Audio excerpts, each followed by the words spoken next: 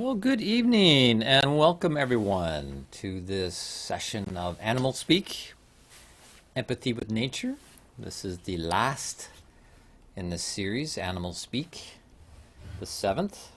And as usual, we're going to begin with some serene music, followed by a guided Animal Speak meditation.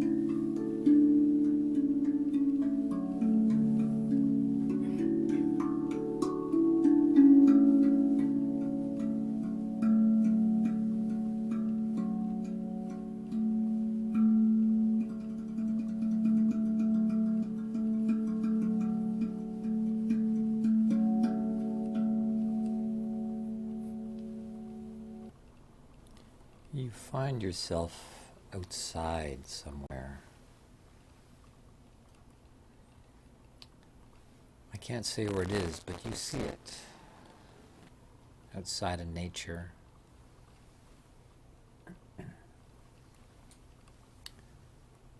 You take time to look around and see what this environment holds. All the sights,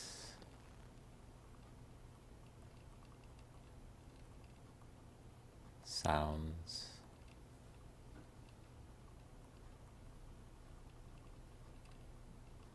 perhaps even smells in this natural environment you find yourself in.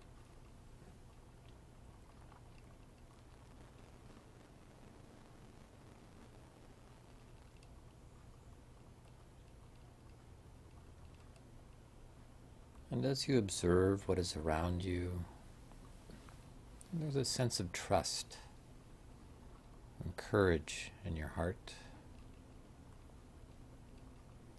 Because this is not the first time you've explored this way. You've been doing this and have got more of a feel for this type of adventure.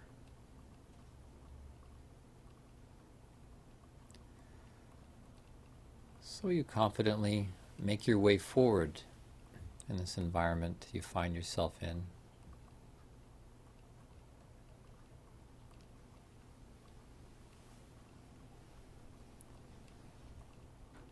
You see things, you feel things, and it feels rich.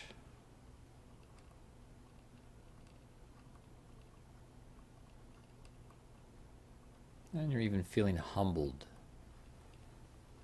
by the opportunity to explore this way.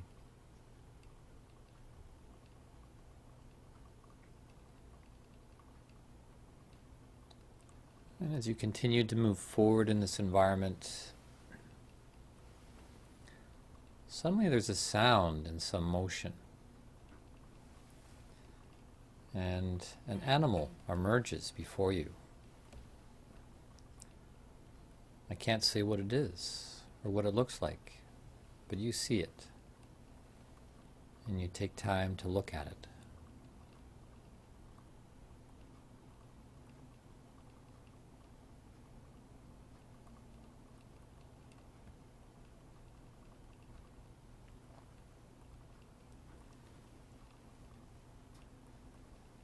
You take in this animal that has come before you, even admiring it. And again, you stand in your confidence and courage with a sense that this encounter is meant to be. This is why you came here. And this is why this animal has come here to meet you. It has a sense that it's meant to be.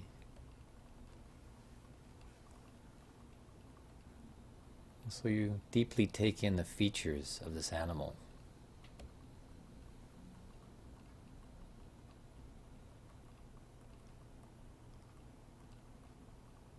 It's fascinating to observe it this close up.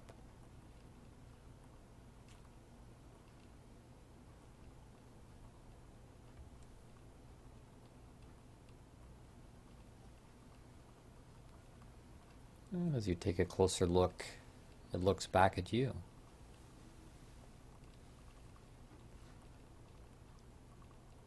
And you sense it has something to say, something for you to see, perhaps a vision.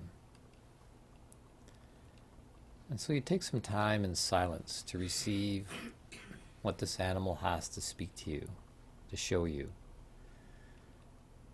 to impart unto you.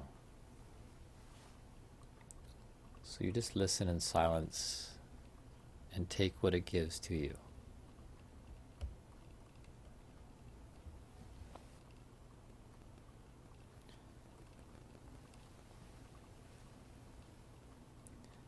You receive from this animal, you receive the fullness of what it has to give to you.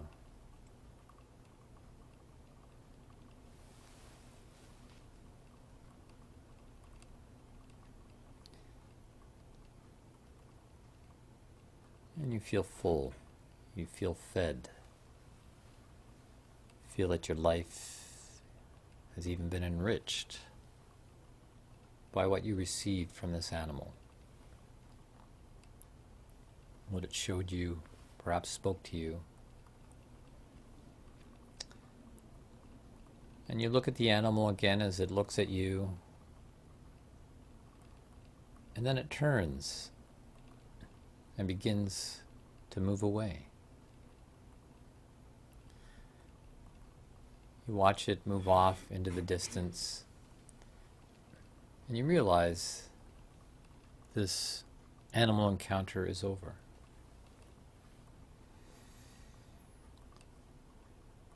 And so you take a few breaths,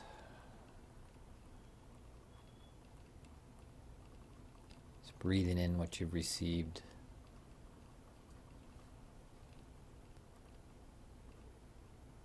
As well as a sense of gratitude that wells up within you. What a special moment this encounter has been.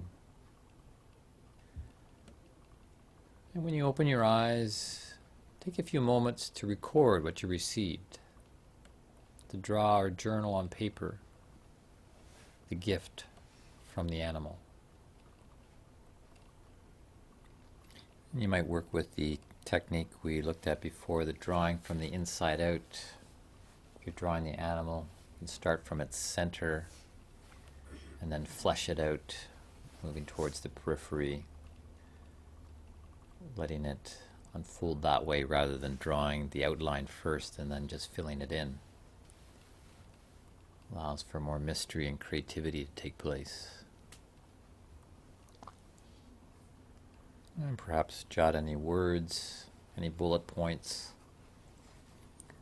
This is the sort of thing you can take into your Ruksha practice, the review of the day that we've been doing as an Animal Speak assignment. Actually, it's a forever assignment to review the day. So tonight before going to bed, to review this Animal Speak encounter. Look at your drawing, your notes. Take that into the night and then see if anything comes forth tomorrow in your thoughts, feelings, actions, dreams, or even over the next few days. These images are like seeds that get planted in us from the other side. And when they're incubated in our animali, soul realm, inner life, they can continue to unpack and have power to work upon us, work within us, to inspire, and really become the substance of self-creation. We are truly created to a large degree out of the pictures we hold. Pictures we hold of ourselves, and the way we picture and integrate experiences, both of an inner nature and outer nature. So we really want to honor these things that come through, give them time, and not let them be steamrolled over by the next sensory impression of life and outer stimuli. This is truly a way to develop more balance in our lives and come into a greater appreciation of how we are very deep beings. We're much more than dust. We're much more than just higher animals. This is exciting to be bringing this series of Animal Speak to a crescendo. A bit of a summary of some things tonight, as well as some new things. You'll recall that in the last 3 sessions, we looked at the animal world in a way that has led to seeing a threefoldness, a threefold expression of the field of creative cosmic intelligence, of which we are born of. We saw that this threefold intelligence is expressed as a head intelligence, as a metabolic intelligence or gut intelligence, and in the middle intelligence of the heart, the rhythmic and circulatory system. And these 3 physical realms can be seen on another level. The realm of the animale, the inner activity of our being, as the intelligence of the thinking, feeling, and will realms. And because we have an overlap and share some commonality with the animals, we also have this threefold capacity as humans. And in the work of Wolfgang Schad that I referred to last time, his beautiful republished 2-volume set, Threefoldness in Humans and Animals, he takes extensive time to show this threefoldness quite clearly, particularly in the higher mammals that he studied. For example, rodents express the head and nerve system and represent more of the thinking of humans. The ungulates, the bovines, and other hoofed and horned animals express predominantly the metabolic, reproductive, and limb pole on a physical level, and represent more of the will aspect as seen in humans. And the carnivores, the felines and canines and such, best express this middle realm of the rhythmic and circulatory system and represent more of the feeling aspect of humans. And another fun Animal Speak assignment you'll get this session as we end off the series is to look at all other animals in the world and to see how they are configured in terms of this threefoldness, which is a balance, how they strike a balance in terms of a head pole, the will pole, and this third or middle realm. So a snake, for example, a snake has no limbs. Or maybe a snake is just a limb. Some snakes like to hang out on limbs of trees, looking like another limb of the tree. And they are strong limbs, these snakes, with a strong grip. And when they spot something to eat, they grab it like a limb, sometimes strangling it, swallow it, and become like a intestine, a peristaltic intestine, in a sleepy digestive state for days. So a snake really is a will animal that concentrates so much of its activity on metabolic activity. And so it's no wonder that the snake is a symbol for Kundalini, for example. Kundalini being really the will power of the universe. Birds, on the other hand, which they're not exactly mammals, they're considered avians because they have feathers rather than fur or hair, and are actually considered reptiles and descendants of dinosaurs. These birds have much more of a thinking head feature, even seen in the structure and use of the feathers, as pointed out by Rudolf Steiner in his book I mentioned last time, Harmony of the Creative Word, where he looks at the human being and the animal, plant, and mineral kingdoms, contrasting them. We could also look at the giraffe. The giraffe, which is actually a hoofed ungulate, and stands head and shoulders, you could say, above all other animals, all other mammals, and actually has the biggest heart of all animals. So the giraffe strikes its own unique balance in this configuration of threefoldness. So this approach, using these concepts from spiritual science and the work of Rudolf Steiner, known as anthroposophy, is an exciting way to view the animals we share this planet with. So that'll be one of your Animal Speak assignments, is to look at all different animals going online or get a book from the library, because animals are amazing when you start to look into them more deeply than just from a conventional scientific perspective. And I didn't mention, I should have mentioned when I was talking about bovines and cows a couple of sessions ago, that I had a time in my life as a dairy farmer. You may not realize this began a while back when I was just turning 21, and someone told me of a farm in upper state New York that was looking for a farmhand for a biodynamic dairy farm.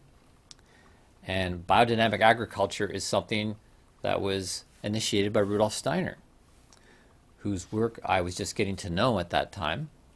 So was very excited at this opportunity to work on a dairy farm, a biodynamic dairy farm. So I headed down to this farm to get back to the land and to learn about biodynamic agriculture and to start a 2-year stint as a dairy farmer. And I can tell you, dairy farming is very hard work. You're up early in the morning before sunrise to bring the cows into the barn, and you milk for 2 or 3 hours, and then you go for breakfast after that. And after breakfast, then you start the day doing all the rest of the chores on the farm. Once you've done that, then you have your lunch. And then once you finish lunch, you're back into the barn again for the second milking of the day. And by the time you finish that, it's supper time. And once you're finished with supper, you're heading for bed because you're tired and you need rest for the next day of work, which repeats the cycle all over again. It was quite a time I had as a dairy farm. And except this 2-year stint, apprenticeship, actually ended a bit shorter than I expected. I lasted 2 weeks.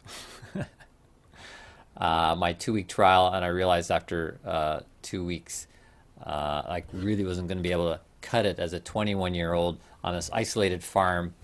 The work was quite strenuous for this kid from the city suburbs whose father brought him up playing golf and playing the stock market. So I wasn't really cut out for a 2-year stint as a dairy farmer, but it did give me new respect for the farmers of the world who supply humanity with food to stay alive. And this farm taught me some things about approaching the land and animals with more of a spiritual insight as to what is going on, the connection between animals, the land, the human, the cosmos. And then since then, I've spent a lot of time visiting biodynamic farms and learning about this way of farming. For one, there is a process of putting cow dung into a cow horn and burying it in the earth for the winter. That's right, putting cow dung into a cow horn. You stuff the cow horn and then you bury the horn in the earth for the winter. And in the spring, you retrieve the cow horn, you remove the dung, and you stir the dung into a bucket of water until it's completely dissolved. And then you add this to the water that goes into watering the fields. Why, you might ask, is this done? Well, first off, we know how nutritious animal dung is to the soil, manure. It adds nutrients that make it richer. But this biodynamic practice makes it even richer. For one thing, burying it in the earth during the winter allows it to be potentized with the forces of the earth. But in fact, the forces in the earth are the forces of the cosmos. When planted beneath the frost line, the dung in the cow horn is incubated in the warmth of the sun that is held in the earth during the winter. But that's not all. There are other forces of the cosmos that are directed and held in the earth. Other forces than just the sun forces. And this is not so difficult to understand because the earth is held in the cosmos. And the horn of the cow acts as an antenna to gather and hold these forces in a concentrated way while buried in the earth for the winter, thus potentizing the contents of the horn with these cosmic forces. In other words, you end up with cosmically potentized, dried up cow manure at the end of the winter. I know this sounds a little far out, or perhaps you could say farm out, which is exactly right, because it is calling in the forces of the cosmos from far out and bringing them into the earth, which is exactly where we need them. We are the product of the cosmos, and the food we eat needs to be potentized with these cosmic forces, making them more cosmically nutritious.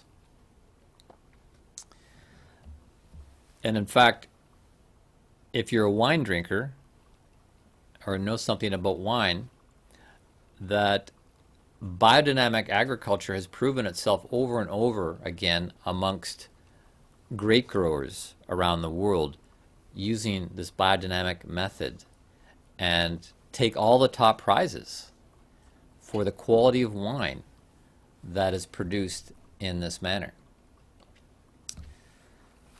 But unfortunately, apart from biodynamic agriculture, our dairy and agricultural styles, and I dare say systems, have evolved in the other direction, becoming more mechanical, more profit-driven, and more inhumane to animals and the land, far from the cosmic intelligence working or wanting to work in the world. A case in point is the common practice of dehorning cows. This is ubiquitous, and you will witness it if you look at the cows in farmers' fields as you drive by them in the country. None of them have horns, unless it is a biodynamic farm that leaves the horns on. And this debudding of young dairy cows or even beef cows is so widespread today that many people don't realize that they are looking at animals whose ability to grow a part of their body has been truncated. Hornless cows have become the norm. And in fact, in the province of British Columbia, a legislative act encourages the dehorning of cattle and penalizes farmers who raised horned cattle. What would motivate them to submit their animals to this painful procedure that result in them lacking two organs that they by nature possess and that are normally integral to the animal's life and behavior? Well, horns are seen as dangerous. When you read about mainstream dairy farming, you find statements such as this one in the Journal of Dairy Science, quote, "Management of horned animals is deemed impractical for human and animal safety. Horned dairy cows pose a risk for stock persons during routine management practices, milking, hoof trimming, calving, and veterinary examinations. Moreover, horned animals can cause injury to herd mates during aggressive interactions and competition at the feeding gate." That's it. So we injure the cows so they don't injure each other. But we don't realize from a spiritual perspective, we are injuring ourselves in this intervention.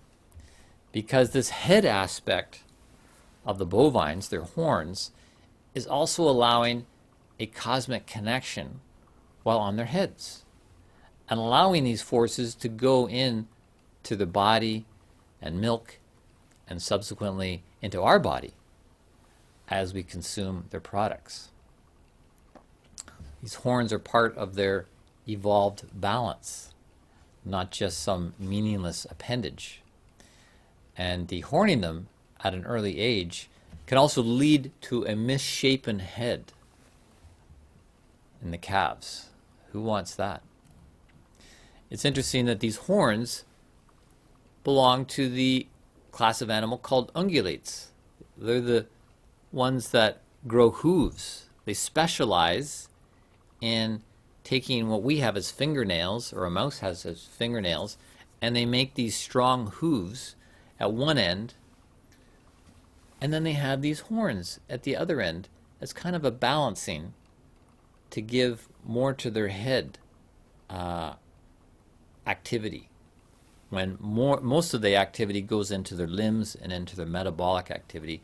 So these horns have this really beautiful balancing quality, and you can even see the aesthetic of that when you look at a beautiful horned cow. It gives them more of that cosmic balance in the threefoldness of things. It's the same with plants. Plants also have a cosmic connection to the sun, to the moon, and all the other planets. In biodynamic agriculture, you don't only plant and harvest according to sun and moon, but other planets in the solar system. There's a biodynamic calendar that you can get each year that guides you in the right times of the day and the week with your planting and harvesting. So because we don't want to disturb this connection, we want to enhance this connection and not just reduce things to short-sighted utilitarian strategies. We're already doing enough of that on our planet to our own detriment. And just to finish off this acknowledgement of the cosmic connection between Earth and the cosmos,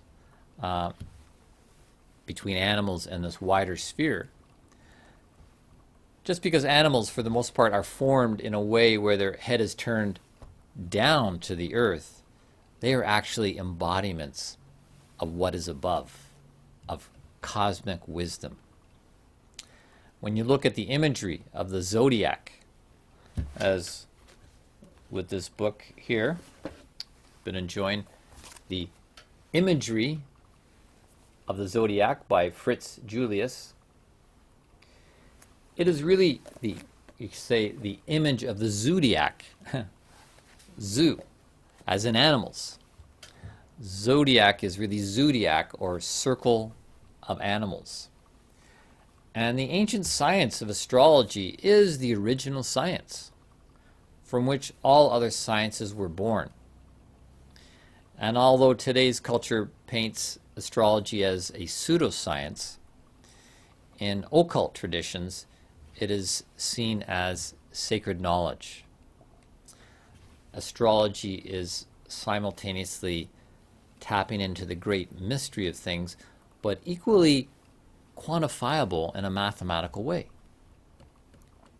And it points to how the astral influences, the starry forces of the cosmic intelligence, has an influence, has a say as to what takes place on Earth. These starry influences have a say as to what takes place on Earth. A quote from this book, Fritz says, "When we realize this, we are ready to learn from the fundamental wisdom of the animal world, which is reflected in the signs of the zodiac." A way of understanding this that I think makes it fairly accessible and down to earth is to think of the solar system as a nest. It is a nest that is incubating life on Earth. And life emerges on Earth as it passes through this great fallopian tube we are connected to cosmically. And the sun's passage through the ecliptic of the zodiac, the circle of animals, in the way described by Plato, and it's now sometimes referred to as the Platonic year of 26,000 years, is all part of this fertilization, incubation, and manifestation process of things on Earth as it grows in this great fallopian tube. By the way, did I say Plato? I did, yes. And Plato reminds us that all beings need to, at times, for no reason at all other than it feels so good, leap up into the air. Let's take a moment to leap Leaping and up leaping, into well, the jumping air. and leaping. Leaping and laughing with levity, like a deer or an anteater. Leaping like Plato. Just a second to explain a bit more about the desire exercise I gave out as an Animal Speak assignment in the past two sessions, right? The desire exercise that came from Rudolf Steiner's book, How to Know Higher Worlds. And the interesting thing is that the word desire comes from the Latin desideri, which means of the stars. The desire or desires we experience in ourselves and it's experienced in animals as well, because we share this inner animalian nature, is of the stars. This desire nature is planted in us from the stars. This is astral stuff implanted in us. It is part of the cosmic intelligence that we embody. So in this exercise, the first part was to connect to the state of unfulfilled desire in an animal. And in the second part, we connect to the state of an animal fulfilled in its desire. So this could be desire for food, like a dog wanting to be fed, or a cat wanting to be petted. It has a desire to be fed or petted. What is happening here is we are using a part of ourselves to have a connection with another being's state, be it desire or desire fulfilled. We're using a part of our being, our inner capacities, our animale, you could say actually our astral body, as being awakened to do this exercise, this desire exercise. In doing this, we awaken that part of ourselves that is shared with the animal kingdom. And this awakens a greater part of ourselves that is then used for perception and access of information. We awaken more of our cosmic consciousness potential. Same thing with the plant exercises we did in the first series called Thinking Like a Plant. These exercises were also taken from Steiner's book, How to Know Higher Worlds. And these exercises were designed to awaken the etheric body we possess, so we can have living thinking activity like a plant, which is also influenced to cosmic forces. So yeah, in these last two series, the one on the plant world and this one on the animal world, we are learning exercises to awaken our etheric body, our plant body, and exercises to awaken our astral body, which is what we share with animals. And these sorts of practices done regularly with will do much more than just amassing more information, which is really the way of the world these days, just amassing more information.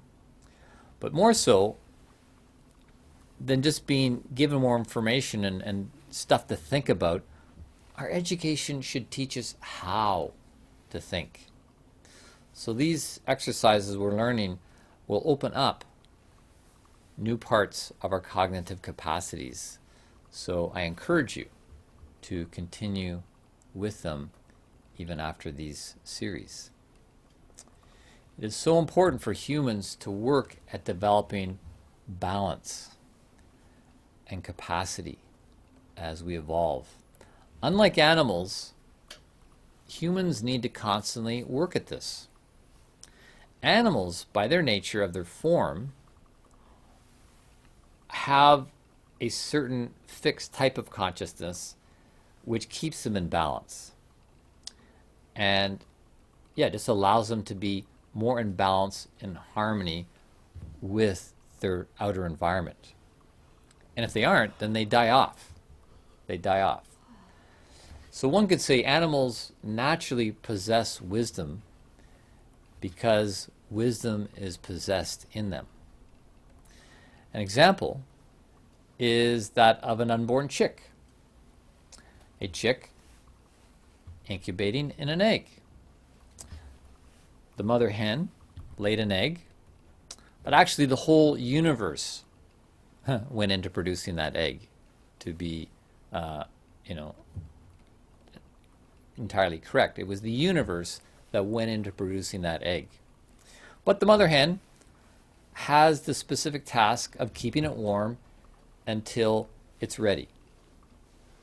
Ready for what? Ready for the chick to break out. The chick inside has a beak built into its form. So when it's ready, willing, and able, it uses this beak to break out of the egg from the inside out. It does it from the inside out. It has the inborn instinct in it and the capacity to use the organ of the beak to do exactly as it has to do in order to get out of the egg. Otherwise, it would stay in the egg and smother and never come to life. This is the wisdom of the universe at work, the wisdom of the universe in manifestation. Because yes, there is intelligent wisdom in the universe. An animal's form is highly specialized, and their instincts function somewhat automatically with this cosmic wisdom in the world. This happens to keep them in harmony, and if they don't, they die out. This is not so with humans. Our form is non-specific. It is generalized. We are generalists, which gives us more freedom of movement, right? I don't have the body of a sloth that is restricted to a certain kind of movement. I don't have the body of an anteater, which is restricted to a certain kind of movement. I don't have the body of a deer, which is specific to certain things. It can move very well in certain environments, not so well in others. But the human is a generalist, which gives us more freedom of movement and also the accompanying freedom of will. And this freedom of will can actually override our instincts.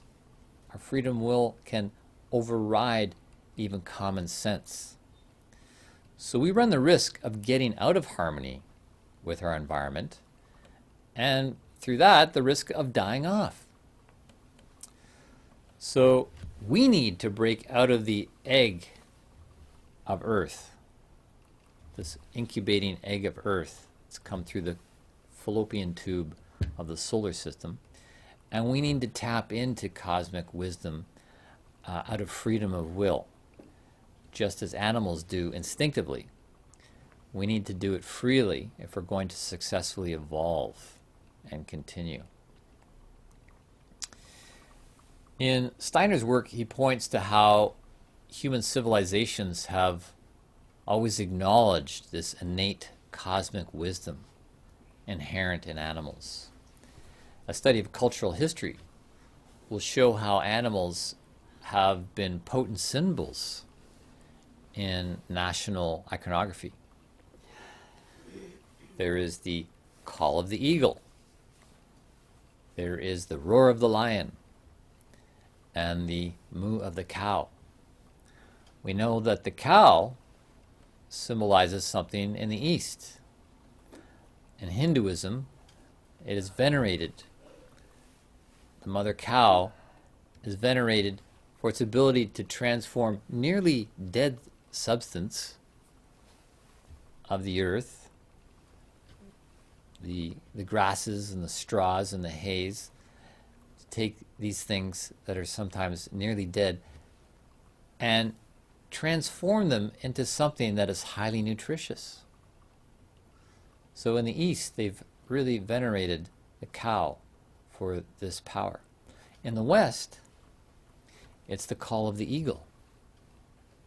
The founders of America were inspired to make the eagle a symbol of their highest virtue.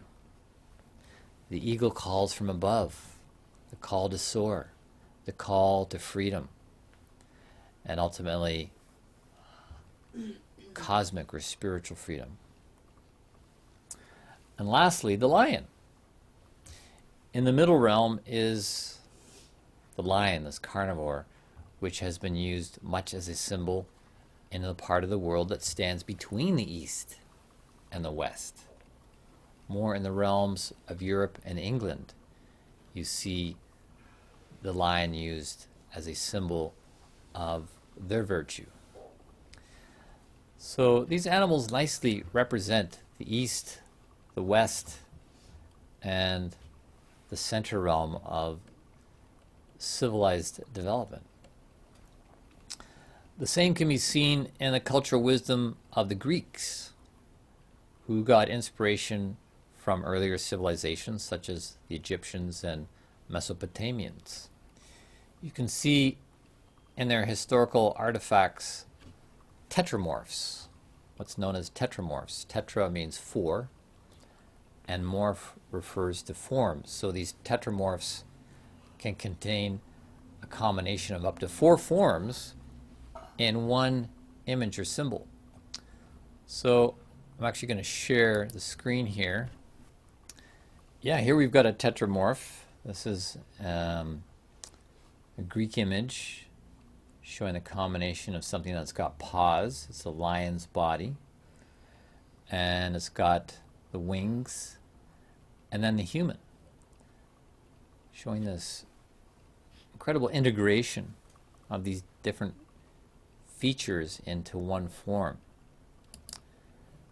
Here's another one, the paws of a lion, and could be the body of a horse. So an ungulate, and then wings, and then a human head.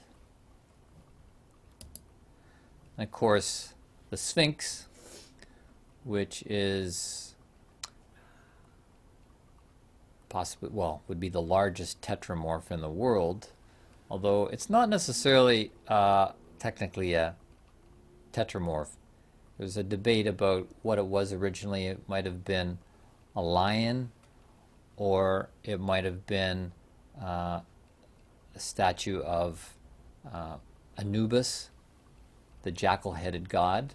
So it might have been a dog rather than a feline. And this human head probably came later, putting a pharaoh's head on top of what might have been a lion's head or a dog head to begin with.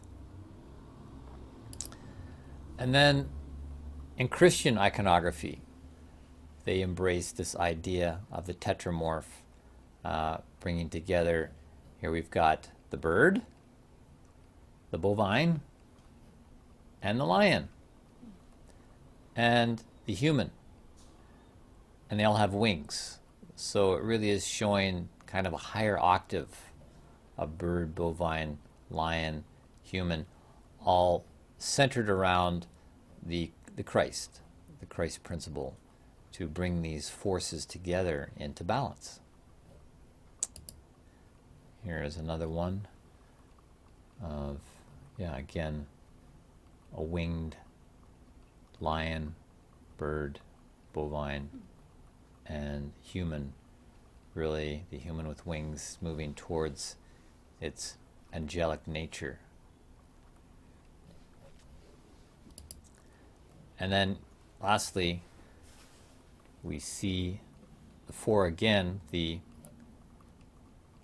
lion, the bull, the bird, and the human. So that's Leo, Taurus, eagle, and human in the zodiac. These four quadrants of the 12-fold zodiac, circle of animals. So, the geometry of these ancient occult mysteries is really deep and exciting to explore. They had much knowledge that we're lacking these days, but this is what we're doing here, is combining some of the older shamanistic visionary knowledge with more of our earth-based left brain scientific knowledge. This is what's going to allow us to move into the future with greater access to greater knowledge. So with the tetramorph, it's acknowledging the threefoldness of the animal world plus the fourth part, the human. If any of these were to predominate in the world, any of the the will forces or the thinking forces or the heart forces, would result in a lopsidedness or imbalance in the human psyche and civilization at large. As much as an animal is shaped by influences in the environment, the human is a shaper of the environment, and we have a tremendous impact on our environment, more than we realize. We don't realize how much our inner life has an influence on outer things, even down to causing geological events on the planet. We cause things to happen on a planetary level, whether we're evolving in psychological balance or psychological imbalance. So this is important because the human has much responsibility to the world. In one way, the human ego, which again is Latin for the word I, the I, is the new kid on the block. And in some ways, we are an extension of animal evolution, but paradoxically, or simultaneously, animals are an extension of our evolution. Let me repeat that. In some ways, we are an extension of animal evolution because we're the new kid on the block on the Earth plane, but simultaneously, animals are an extension of our evolution. And as we move toward the end of this session, I want to look again at how the animal has evolved out of the human. To understand this, we have to tap into some occult history. Compliments of Rudolf Steiner, who was initiated into these occult mysteries through his highly developed clairvoyance, and was able to see things about the Earth's history that goes back way further than conventional science, way further than what conventional science can see through fossil records and conjecturing based on that sort of fossil evidence. One thing to understand about the Earth is that as a planet, it is like a plant and comes into manifestation and goes out of manifestation, just the same as what we see in a perennial plant or flower, which comes into manifestation, goes out of manifestation. It comes into bloom, and then it loses its bloom. So the Earth has actually had 3 previous existences, or incarnations, or bloomings, you could say, prior to this current one. It's had 3 previous existences prior to what we look at now as just being one. So like a flower, the Earth has bloomed and faded 3 times prior to this time. And like a plant, each time it has blossomed further, right? A plant will go a little bit further in its growth each cycle of coming into bloom. In occult science, each embodiment or metamorphosis has a different name, which I'll go into more in the next series on humans. But for now, I want to put up a chart that explains how all the other life forms on Earth came to be according to this occult knowledge. So here we have a diagram that shows the Earth metamorphosis. Right? There's been 1, 2, 3, and we're in the 4th one now, which we call Earth. Previous ones were called Old Saturn, Old Sun, Old Moon. I'll explain some of that in the next series. But here it shows the development of humankind. So during the Old Saturn period, it's known as the mineral man. We existed as the mineral man because we had the level of consciousness that minerals have today, basically asleep in a way. And down here, it speaks of the physical characteristics of a human. We were like a system of heat. So that was old Saturn. And then there was what you could call the a pralaya, which means a recess. So everything gets withdrawn back, and then it moves on to the next stage, old sun, where the mineral man graduated on to become plant man, which means that the human had the level of consciousness that plants have today. And down here it points to we were more like a gaseous plant in terms of our form. So nothing like what we are today, nothing at all. We were like a gaseous plant. And then there was another pralaya, or withdrawal of things. And then another blooming on the old moon, where the human graduated to become an animal man. So down at the bottom it says liquid animal. So we had the consciousness of what animals have today, which is really kind of a dream state. And we, in terms of form, the human was quite liquid, nothing like what we are today, where we're solid. So that was the old moon stage. And now the fourth one, the one we're in currently, the human finally made it to the stage you could call man, or the human.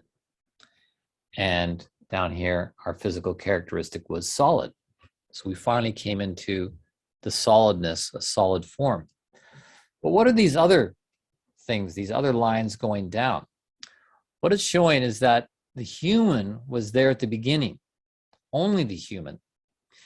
And the human graduated one step at a time to become fully human, but not everybody, you could say, graduated with each new cycle. Some went down, some remained behind. This is the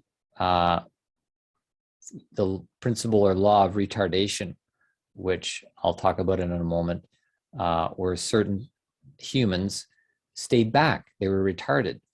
So this led to this mineral animal, mineral plant, and then during our current phase, this is where the mineral kingdom came from. This is where the plant kingdom came from. This is where the animal kingdom came from. It's all humans that held back, are retarded at this stage of existence. Now you can see here on the side, there's lines showing future stages. We have yet to have other earth metamorphosis, earth embodiments, earth incarnations, where all four of these different life kingdoms will continue to evolve forward. So this schematic here is wonderful in how it shows that these other kingdoms, the mineral, plant, and animal, actually evolved out of the human through this principle of retardation and holding back aspects of the human that didn't graduate, you could say, but became the foundations of life here on planet Earth at this stage. So we can see how the human was there from the beginning. And at each stage, part of the human involution, you could say, didn't make the grade, so it remained behind. There are two good words in understanding this: recapitulation and retardation. With each subsequent stage, there was a recapitulation of what was already accomplished in the previous stage. Just like with a plant, every spring there's a recapitulation. It comes to life and it goes a little bit further in its development. The earth has done the same thing. The human has done the same thing in its metamorphosis. But as some things step forward, not everything is ready to do so. So there is a retardation of the development of some aspects of the human development. And so at each stage, there was a retarded aspect of the human. This is where we got the mineral, plant, and animal kingdoms. They are, in fact, retarded human development. So, and as I said, there are stages ahead where these different forms will have an opportunity to graduate and integrate. So in the current blooming of the earth, the human has been descending from a non-physical, unmanifest state. As we said, it was originally a gaseous state, a warmth state, and then gaseous state, and then a liquid state, and now a solid state. And this coming from this non-physical, unmanifest state into an embodied state, this has been happening while the animal has been ascending ascending from a single cell creature, as we know through science. So these two streams meet in the middle, the ascending animal form and the descending human, to enter physical incarnation. And I'm going to show you another chart here, just briefly, showing here the spiritual evolution, descent of the human. And it's showing these different linear cycles. There was the big cycles of old Saturn, old Sun, old Moon. These are smaller cycles, the Polarian, Hyperborean, Lemurian, and Atlantean. So while the human's been descending from a non-physical state, we have what science knows about a physical evolution ascending. And here it shows the minerals, plants, fishes, amphibians, reptiles, birds, lower mammals, quadruped mammals, and so forth, meeting in the middle. So yeah, with everything in the universe, there's duality. There's two things happening at the same time. The human is descending, looking for the perfect form, the suitable carriage in which ego consciousness can manifest. So some things are growing up and some things are growing down. And this principle of retardation taking place meant that these earthly forms were there to kind of catch the human coming in looking for a carriage. And this principle of retardation is also seen in embryology. I'm going to show you one more diagram from another book I've been working with. This is quite a comprehensive book. Dr. Herman Poppelbaum wrote back in the 1920s, called Man and Animal, Their Essential Difference. And part of what he's looking at here for evidence of what I'm speaking about is embryology. Here he shows the embryonal stages of the crocodile, hen, ape, and human, comparing them and illustrating the law of retardation, as it says down here at the bottom.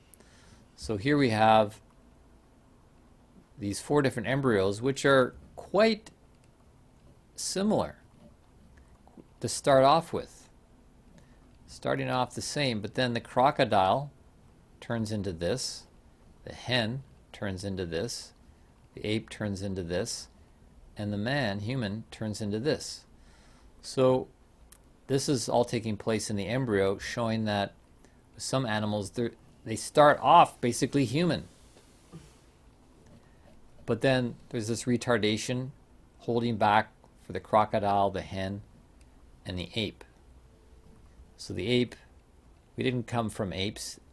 Apes are actually a retardation of the metamorphosis, the growth, the forming of the human. The human is able to go all the way to become a form that can assume uprightness and be the embodiment of a human ego. So, did the human evolve from apes? As we saw in the chart, animals are retarded humans.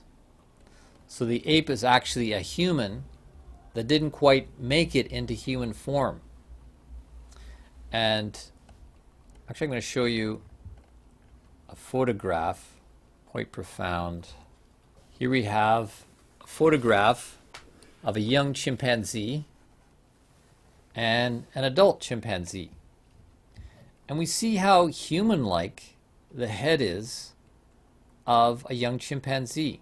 The roundness of the head, the chin is pulled in, the roundness of the brow, whereas as it matures, it loses that shape. It even has more of an upright carriage, this verticality, like a human, to carry a human ego. But it doesn't embody a human ego, and therefore the form degrades in a way. It loses its verticality. It doesn't walk on two legs. It needs to be a four-legged quadruped, and the forehead becomes flat. The jaw gets thrust out. You can see how the forces of gravity take over in the formation of its body, whereas a human is upright and connected more to spiritual levity. And so the young chimpanzee is showing it's starting out with the potential to be human, but then degrades down into this, a retarded form. So an ape is actually a human that didn't quite make it into human form, as we see in that photograph. Poppelbaum says the ape expresses in its form a pure astral imprint from the cosmos. It's a pure astral design, purely animal. This form does not contain an imprint from a human ego. It didn't make the grade to do that when cycling from the previous Earth stage to this one. And so a retardation and degradation of the human form took place. The human, on the other hand, has a form or carriage to contain an ego when it grows up, and will be the embodiment of the creative intelligence of the cosmos. The human form in its verticality is shaped to contain and handle this. And this is why we need to work. We need to work out of free will and be embodied egos on the face of the earth, and to grow up into our higher ego serving on the face of the earth. Then we can do work with consciousness, higher consciousness, that is lacking in animals. It's lacking in plants and the mineral realm. But we as humans have the form to do it. So we need to continue evolving and maintaining balance. We need to keep doing the work. Otherwise we'll die off. And we'll have to start all over again, because we will become retarded, regressive, and incapable to contain higher consciousness. And we'll end up taking down others with us, which is not a pretty picture to end on, end the session on, or end on, period. But this should be an inspiration to do the work and to do the animal speak assignments to further our spiritual evolution. So I'm going to give the animal speak assignments on this last evening of Animal Speak. As I was saying earlier, get a book from the library, such as this one, Animals, Encyclopedia of Animals, or go online and play a game where you look at how each creature is a creative expression of threefoldness, how each creature is configured differently in terms of threefoldness. Looking at an elephant, looking at its trunk. What is that about? The trunk, amazing. It's a limb. It's a limb, but it's also drinking water. And it also can pick up things and feed itself. So looking at an elephant's trunk and in relationship to its whole body. So play with that. Draw these animals to really feel into their form and how it's expressing the threefoldness of the cosmic intelligence. Second animal assignment is to again do the animagination artistic exercise of drawing an animal-like form from the inside out, moving from a center point with a pencil crayon and then gradually fleshing out a form. See what comes. See again what aspects of the animal are predominant in the form. And it may be a form you recognize, or you may invent animals that have never existed on Earth, but may yet at some time. More species are being discovered, more species are being incarnated onto the Earth from the infinite ongoing creativity of the cosmos. Third of all is to repeat the desire exercise of Rudolf Steiner's How to Know Higher Worlds. So visualize an animal, see an animal that is desiring something, and then visualize it. Feel into that quality that will awaken your astral body. That will awaken that part of you that can then become active in your cognitive powers. And when you observe an animal, then close your eyes, visualize it, because that's actually part of the astral body's ability, is to create pictures. And then lastly, number 4 is the Ruksha.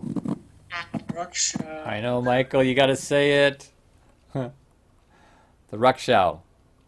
Yes, thanks, yes. Take a few minutes each day to review the events of your day in reverse order. View yourself from an objective, higher perspective, going through your day backwards. What do you see? What are you shown? What do you learn about yourself? This is a way to strengthen many things, including mental picturing, memory, empathy, and self-knowledge.